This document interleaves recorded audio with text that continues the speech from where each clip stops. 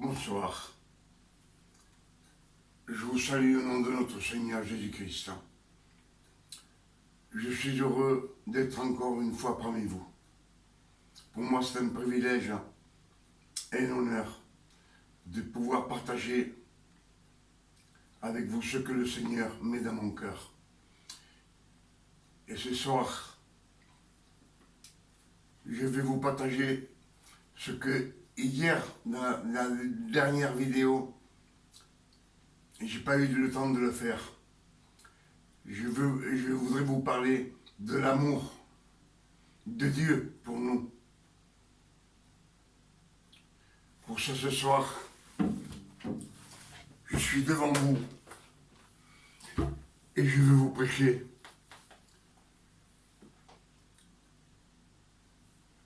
un petit peu, disons, un petit message que j'ai pas pu finir sur la dernière vidéo que j'ai faite. Mais sachez que si vous regardez cette vidéo, ce n'est pas un hasard. C'est parce que Dieu veut que vous le regardiez.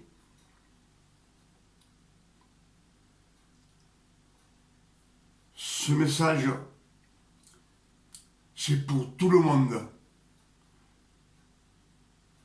Ce n'est pas seulement pour les chrétiens, mais c'est un petit peu pour tout le monde. Pour avoir de l'enseignance.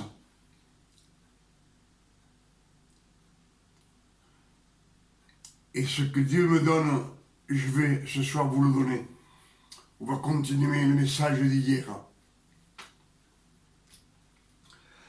Quand je vous ai parlé de l'amour de Dieu, ce que Dieu donna son Fils sur la croix pour amour pour nous.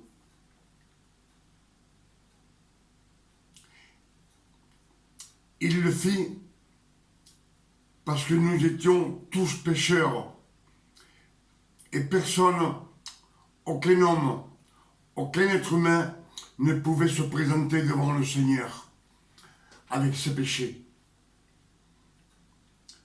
Pour ça, quand Christ fut crucifié sur la croix, quand il mourut sur la croix, son sang le purifia de tout péché.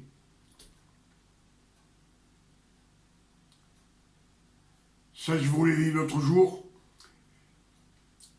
Il annula la mort que Satan avait dans sa main.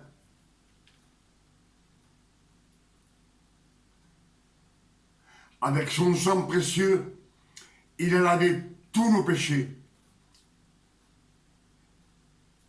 Passé, présent et futur. Il a payé nos iniquités, notre malédiction qui est sortie du jardin d'Éden.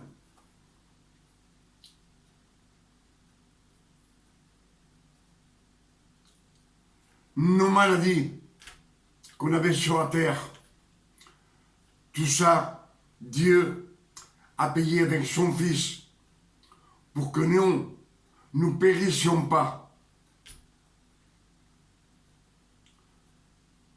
Pour que nous puissions revivre de nouveau.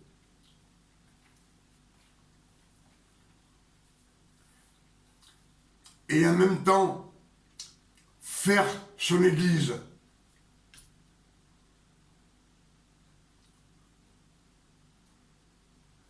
Pour ça, quand Dieu donna son Fils sur la croix, il le fit pour nous. Pour ses enfants, pour que ses enfants deviennent des fils de Dieu. Je pense que je suis clair en m'expliquant pour que vous me compreniez ce que je dis. Dans la loi, il n'y avait pas d'église, ni de sainteté. Car Dieu, quand regardait ses enfants, il les voyait pécheurs. Ce n'étaient pas des fils de Dieu, le peuple d'Israël. C'était des enfants. Pour ça, il leur grondait. Il leur disait, faites pas ci, faites pas ça, faites pas ça, faut faire ceci. Jusqu'à ce que ils soient adultes. Jusqu'à la croix de Jésus. Et à la croix, lui, il nous fit renaître de nouveau. C'est-à-dire que le vieil homme est mort.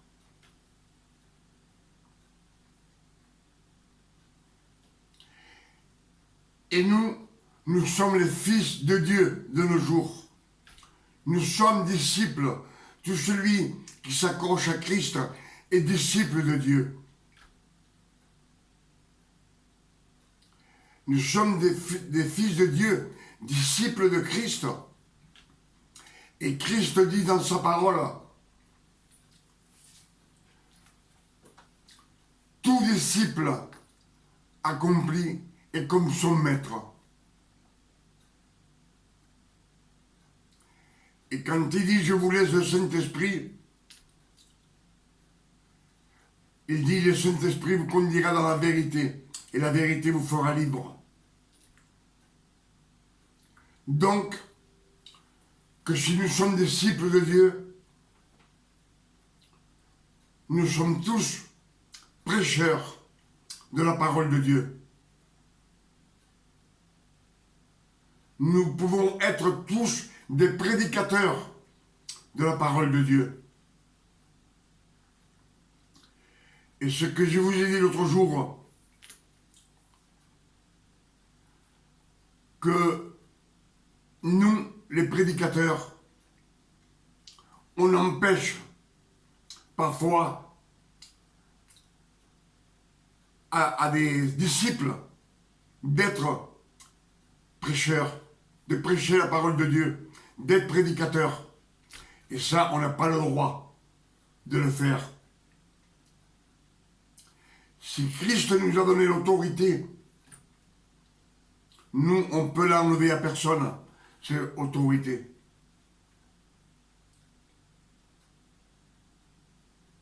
Ce que je vous ai dit hier,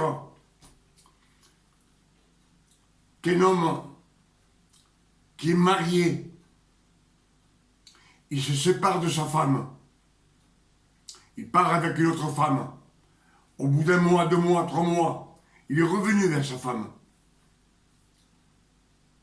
Et il vit avec elle. Il peut servir l'Éternel. Il peut être prédicateur. Et ça, nous, on ne peut pas l'en empêcher.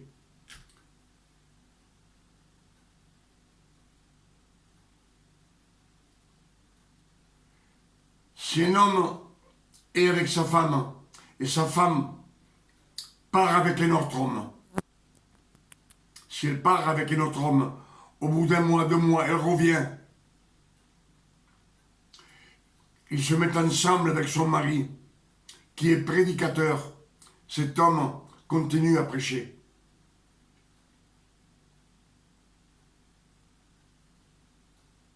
Parce que Dieu dit qu'il faut pardonner. Et du moment qu'il pardonne sa femme, lui, il peut prêcher. On ne peut pas l'accuser. On ne peut pas dire « t'as pas le droit de prêcher ».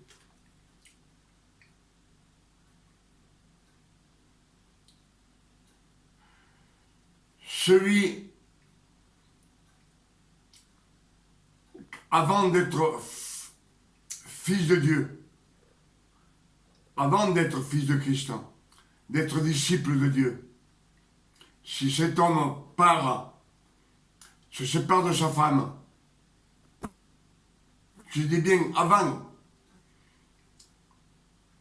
au temps de l'ignorance, il part avec une femme, un temps, Et au bout d'un temps, il revient vers sa femme et ses enfants. Et il fait vie avec elle. Cet homme, s'il vient à Christ, se convertit, il vient à Christ. C'est un disciple de Dieu. Un disciple de Christ. Il peut être prédicateur. Mais nous, on ne veut pas. On ne veut pas parce qu'on dit, il avait pris la femme de son cousin ou la femme de son ami. Mais s'il est revenu vers sa femme, il vit avec sa femme, il peut être prédicateur. Toi ou moi, on n'a pas le droit de l'empêcher d'être prédicateur.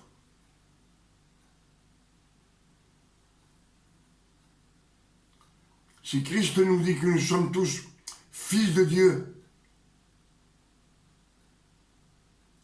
et que nous sommes ses disciples, c'est pour que nous prêchions la parole.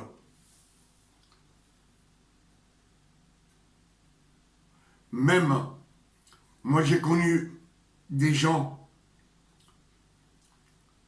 qui avaient laissé leur femme, des anciens prédicateurs. Et après, ils ont jeté cette femme, ils sont revenus vers la scène et ses enfants. Et plus tard, ils ont été prédicateurs, ils ont prêché la parole de Dieu.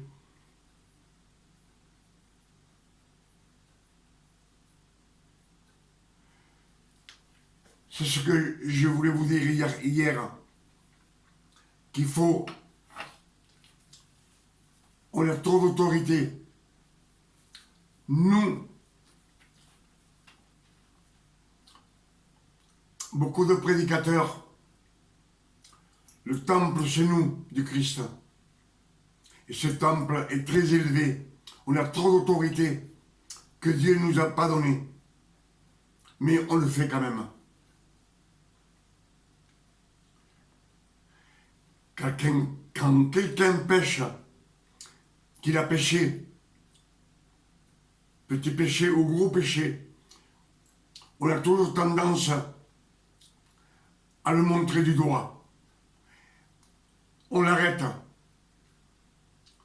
On lui enlève le pain et le vin que Christ nous donne pour la rémission de nos péchés. Nous n'avons pas le droit de faire ça. Ce que Dieu nous donne, nous n'avons pas le droit de le enlever.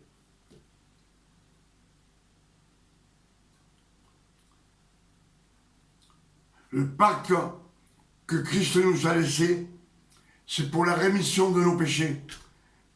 C'est-à-dire que notre âme est blanche comme neige. Il nous a immaculés. Il n'y a plus de péché en nous. Et alors, nous pouvons être disciples de notre Seigneur Jésus-Christ. Il y a une seule façon qu'on n'a pas le droit de laisser quelqu'un devenir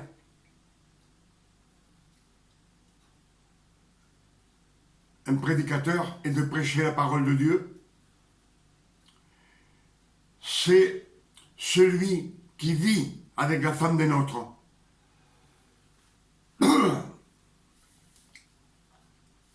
Celui qui vit avec la femme des nôtres vit en adultère. Même s'il vient à Christ, mais il vit toujours avec cette femme,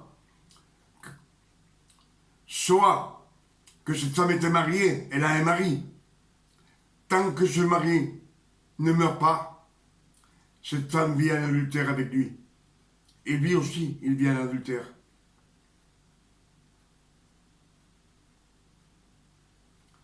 Pour ça, je vous dis, il n'y a que cette raison.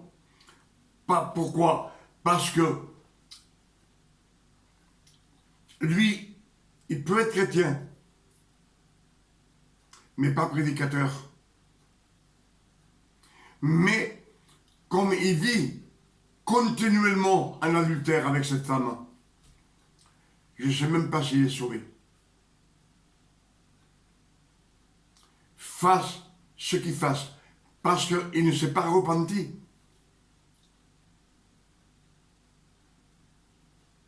S'il se repent à l'instant, et demain, et toujours avec cette femme, et après-demain, et l'année prochaine, et l'année d'après, il est toujours en adultère. Il vit en adultère, et lui, il n'a pas le droit de prêcher, ni d'être prédicateur. C'est la seule raison que je voulais vous dire hier. Mais nous, en tant que prédicateurs,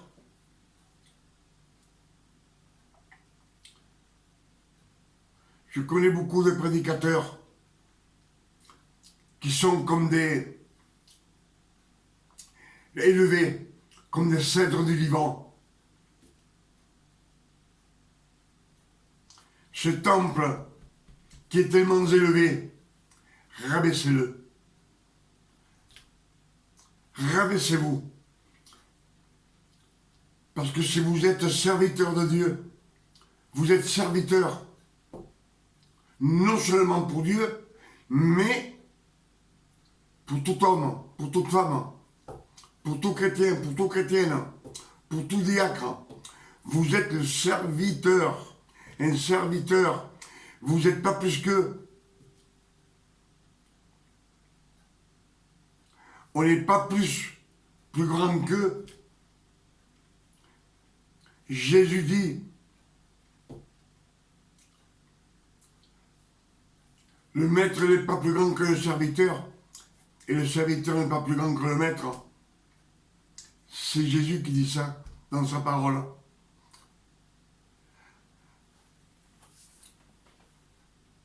Dans l'Ancien Testament, dans la loi de Moïse, tout est pour l'homme. Mais ça ne venait pas de Dieu, ça venait de l'homme. Ils avaient des arènes de femmes. Ça ne venait pas de Dieu. Mais la femme, elle n'avait pas le droit de montrer les yeux. Il fallait qu'elle se cache la figure.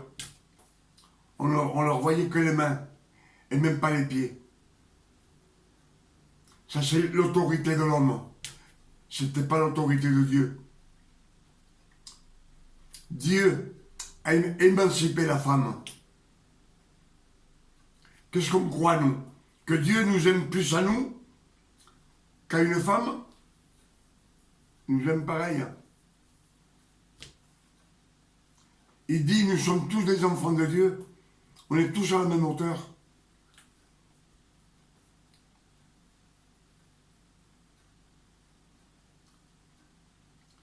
De nos jours,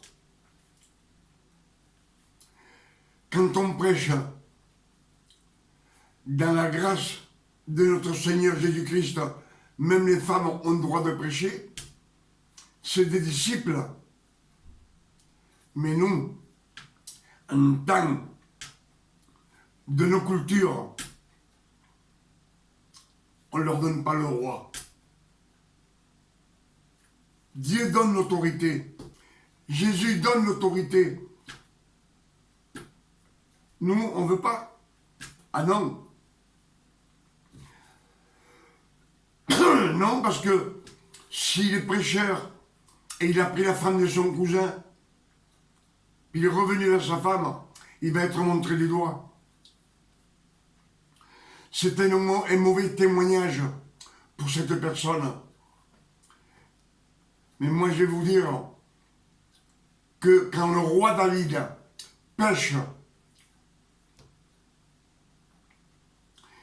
il tue Étienne Uri avec préméditation pour pouvoir prendre sa femme.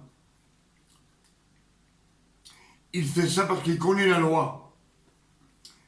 Il savait qu'en tuant son mari, il pourrait prendre sa femme. C'était avec préméditation. Nathan, le prophète, vient le voir et lui dit tout ce qu'il a fait.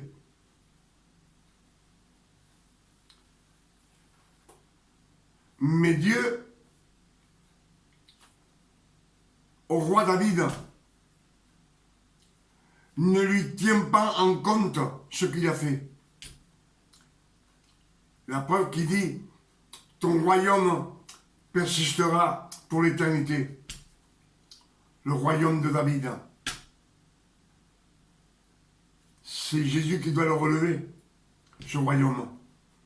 Il persistera pour toute l'éternité. Et même David dit, j'ai péché contre le ciel et contre toi, Seigneur. Il ne s'occupe pas des autres. Il ne s'occupe pas de sa nation. Il ne s'occupe pas des nations des autres. Il s'occupe simplement du Seigneur. Et le fils prodigue, quand il revient vers le Père, il dit, j'ai péché contre toi et contre le ciel. Et Dieu ne lui en tient pas compte non plus. Il ne prit pas en compte. Tous ses péchés, il ne les a pas pris en compte. Avec ses péchés, il aurait dû être à la mort, lapidé, comme à l'époque on faisait. Mais non.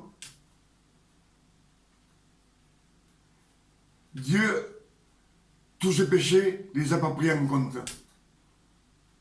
Et nous, on n'arrête pas de dire, fais pas ci, fais pas ça, fais pas ci, fais pas ça. T'as pas le droit. T'as pas le droit d'être prédicateur. Parce que t'as fait des péchés dans ta jeunesse. Si quelqu'un est un voleur, son métier c'est un voleur, et un jour il revient à Christ, il peut être prédicateur. Il peut prêcher la parole de Dieu. S'il se repentit. S'il renaît de nouveau. Mais nous, on ne veut pas.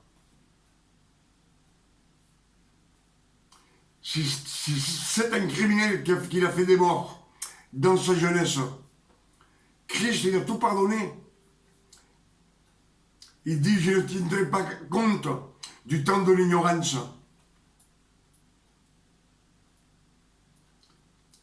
Pour ça que Dieu a donné son Fils par amour pour nous.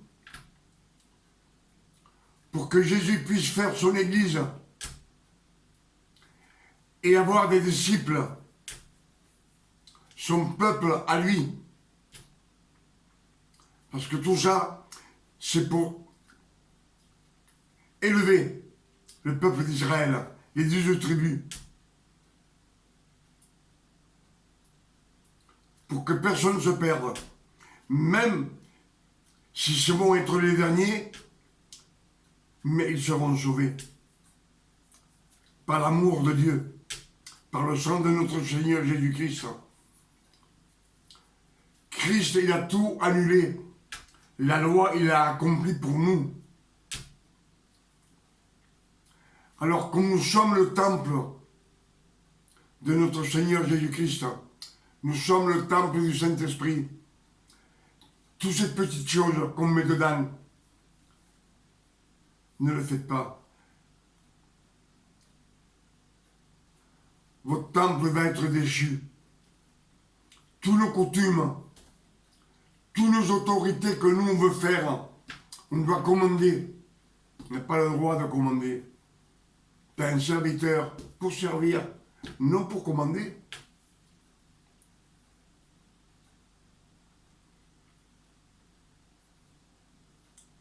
Christ est venu pour nous servir, pas pour nous commander, pas pour que nous le servions, pour nous servir. C'est ce que je voulais vous dire hier, mais j'ai pas eu le temps. Pour ça que cette vidéo, je vous dis, si vous la regardez, c'est pas un hasard. C'est parce que Dieu veut que vous la regardiez, que vous écoutiez ce message. des vérités que Dieu veut pour nous. Et je vous dis, la seule façon qu'un homme n'a pas le droit d'être prédicateur et de pécher, c'est de vivre avec une femme qui a été mariée. Il continue à vivre avec elle. Cet homme, il va vivre en adultère tout le restant de sa vie.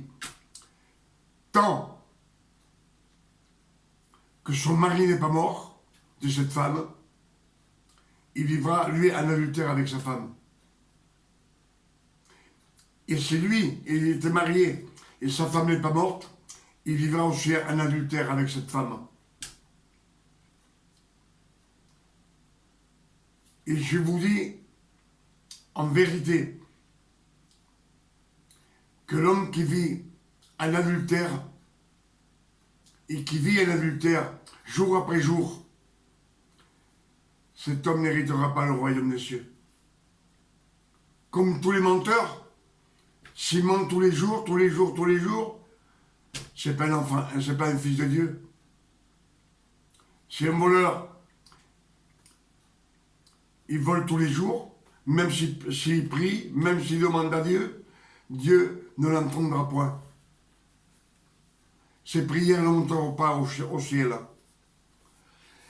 C'est ce que je voulais vous dire ce soir. Je pense que vous m'avez compris sur ce thème que je vous ai parlé. Que nous n'avons pas le droit d'empêcher quelqu'un d'être prédicateur à cause de ses péchés passés. Parce que Christ Jésus, avec son sang précieux, il a payé la rançon de toutes tes dettes. La malédiction qu'on avait sur nous. Il a annulé la loi. Il l'a coupée avec le ciseau puis il l'a jetée dans le passé. Elle n'existe plus pour nous. Le péché n'existe plus. Même si on pêche involontairement. Quand Dieu nous regarde, il ne voit pas le péché, il voit Jésus-Christ. Et quand Dieu regarde Jésus-Christ, il nous voit à nous, les fils de Dieu.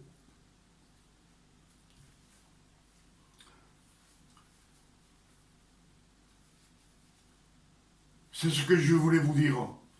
C'est la seule façon qu'un homme, on ne doit pas lui donner le droit d'être prédicateur ni de prêcher. C'est s'il vit en adultère, continuellement. Il n'a pas le droit. Mais ne dites pas que ça fait un mauvais témoignage, parce que Dieu n'en tient pas compte de ton témoignage. Ton témoignage, il n'en tient pas compte. Le mauvais témoignage, Dieu n'en tient pas compte. Tes pensées ne sont pas ses pensées.